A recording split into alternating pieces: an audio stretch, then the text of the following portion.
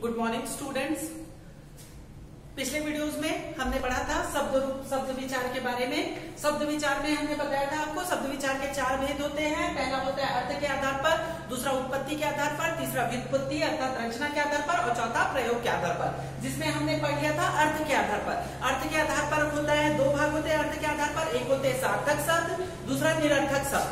सार्थक शब्द के अंतर्गत होते हैं एकार्थी शब्द, अनेकार्थी शब्द, पर्यायवाची शब्द, विलोम शब्द। और निरर्थक के अंतर्गत होते हैं ऐसे शब्द जिनका कोई अर्थ नहीं होता। और आज हम पढ़ने जा रहे हैं उत्पत्ति के आधार पर। आज हम किसके बारे में पढ़ने जा रहे हैं? उत्पत्ति के आधार पर। जो उत्पत्ति के आधार पर होते हैं उसके बारे में सबसे पहले तो आपको ज्ञात होना चाहिए कि उत्पत्ति का अर्थ क्या होता है। उत्पत्ति का अर्थ होता है उद्गम, या फिर आप उसको बोल सकते हैं जन्म भी कह सकते हैं, जन्म या स्रोत। इस आधार पर, उत्पत्ति के आधार पर अब शब्द को चार भागों में बांटा गया है। जिस प्रकार से अर्थ के आधार पर उसे दो भागों में बांटा गया था, सार्थक और निरर्थक, और सार्थक को चार भागों में बांटा गया था, उसी प्रकार उत्पत्ति के आधार पर इसे कितने भागों में बांटा गया है? चार भागों में बांटा गया है। पहला होता है तत्सम शब्द, पहला होता है तत्सम। आप इसको ऐसे भी लिख सकते हैं या फिर आप इसे ऐसे भी लिख सकते हैं, तत्सम शब्द। दूसरा होता है तद्भव शब्द, तीसरा होता है देशज शब्द और चौथा होता है विदेशज शब्द। अब हम इस बारे में पढ़ने जा रहे हैं। तो आपको पूर्व ज्ञान है, अगर कोई भी परेशानी हो तो आप मुझसे पूछ सकते हैं कि सर इसका अर्थ इस प्रकार हो रहा है। तो हम अर्थ पढ़ने जा रहे हैं किसके आधार पर? उत्पत्ति के आधार पर। उत्पत्ति के आधार पर मैंने जैसे बताया कि पहला होता है तत्सम शब्द। अब आपको ये पता होना चाहिए कि ये तत्सम शब्द होते क्या है। जैसे आपको पता था एकार्थी शब्द क्या होते हैं, अनेकार्थी शब्द क्या होते हैं, पर्यायवाची शब्द क्या होते हैं, विलोम शब्द क्या होते हैं, उसी प्रकार आपको तत्सम शब्द का भी अर्थ ज्ञात होना अत्यंत आवश्यक है। तो देखिए तत्सम शब्द का अर्थ होता है वे शब्द ऐसे शब्द जिसको संस्कृत भाषा से ज्यों का त्यों हिंदी भाषा में लिया गया। नहीं आया समझ? देखिए जो तत्सम शब्द होते हैं वे ऐसे शब्द होते हैं जो संस्कृत में यूज करते हैं हम लोग, जो संस्कृत में प्रयोग हो रहे हैं, जो शब्द होते हैं, जैसे वर्णों के व्यवस्थित समूह को जिससे कोई अर्थ होता है वो शब्द कहलाते हैं। ऐसे शब्द जो संस्कृत से सीधे ज्यों के त्यों वैसे के वैसे ही हिंदी भाषा में प्रयोग किए जाते हैं, वे शब्द क्या कहलाते हैं? तत्सम शब्द कहलाते हैं। तत्सम शब्द के अंतर्गत ऐसे ही शब्दों को लिया जाता है जो संस्कृत में जैसे प्रयोग किए जा रहे हैं वैसे के वैसे ही हिंदी में प्रयोग किए जाए। तो देखिए तत्सम शब्द के अंतर्गत कौन कौन से शब्द हो सकते हैं? पहला हो सकता है आम्र, ठीक है।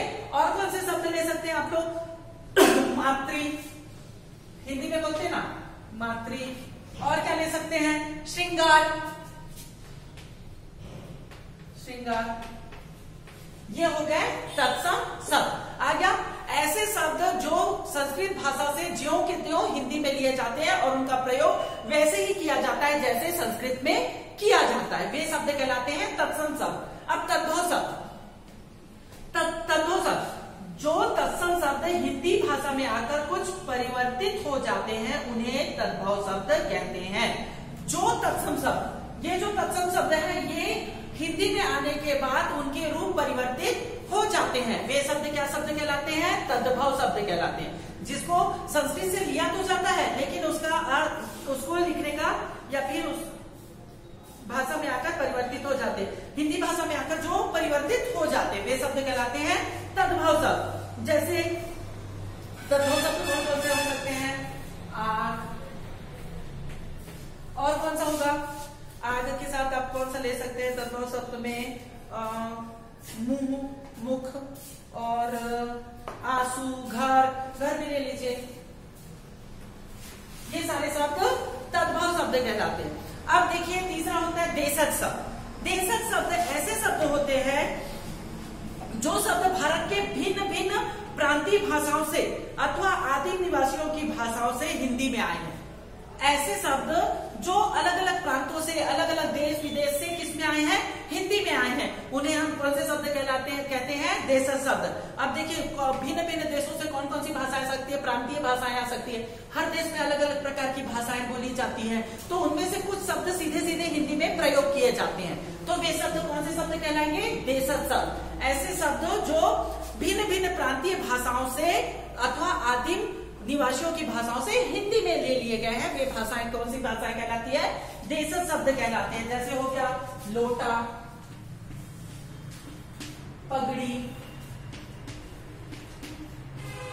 ये सभी प्रांतीय भाषाओं में इनका एक ही प्रकार का अर्थ, एक ही प्रकार का प्रयोग होता है और ये सीधे सीधे हिंदी में ले लिए गए हैं।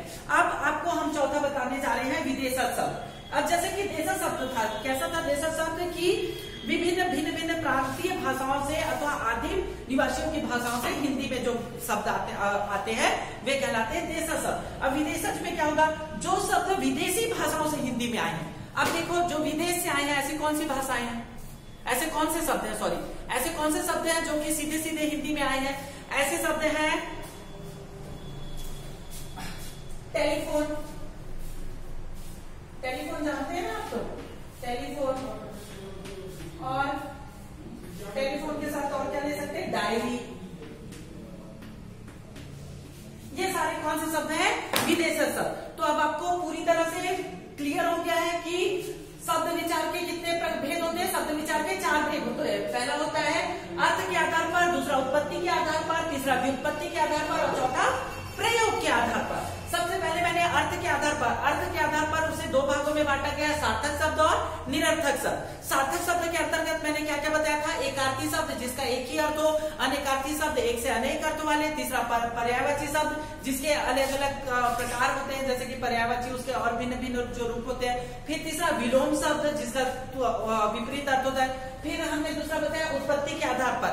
उत्पत्ति के आधार पर इसे कितने भागों में बांटा गया है, 4 भागों में बांटा गया है। पहला तत्सम शब्द, दूसरा तद्भव शब्द, तीसरा देशज शब्द और चौथा विदेशज शब्द। तत्सम शब्द के अंतर्गत मैंने बताया कि तत्सम शब्द ऐसे शब्द जो हिंदी भाषा से ज्यों के त्यों, संस्कृत भाषा से ज्यों के त्यों हिंदी में प्रयोग किए जाते हैं, उसे हम कहते हैं तत्सम शब्द। जैसे मातृ, श्रृंगार, आम्र, ये सभी क्या है, तत्सम शब्द है। और दूसरा मैंने बताया तद्भव शब्द, ऐसे शब्द जो कि संस्कृत भाषा से लिए तो जाते हैं लेकिन उनके शब्द का प्रारूप बदल जाता है, जैसे आग और घर।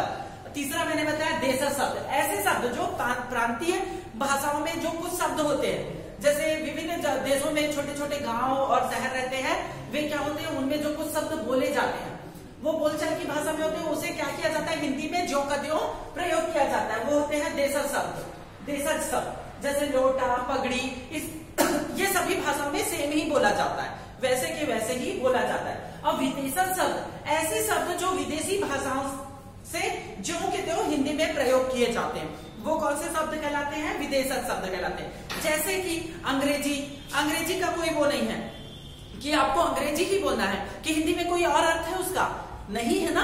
उसी प्रकार अंग्रेजी से लिए गए, जैसे कि टेलीफोन, टेलीफोन को टेलीफोन ही बोलते हो आप लोग, और क्या बोलते हो, टेलीफोन ही बोलते हैं, उसका और कोई शब्द नहीं बना है।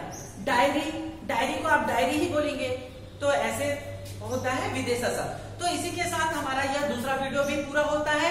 अगले वीडियोस में हम बताएंगे आपको व्युत्पत्ति के आधार पर। अभी तक आपने शब्द विचार के 2 भाग पढ़े, अर्थ के आधार पर, उत्पत्ति के आधार पर, और इसी के अनुसार ही आपको आगे की शब्द रचना करना है। सभी चीजें आपको ज्ञात होनी चाहिए, पर्यायवाची शब्द, देशज शब्द, विदेशज शब्द, विलोम शब्द, तत्सम शब्द और तद्भव शब्द, ये सारे किसके अंतर्गत आते हैं, शब्द विचार के अंतर्गत आते हैं। ओके।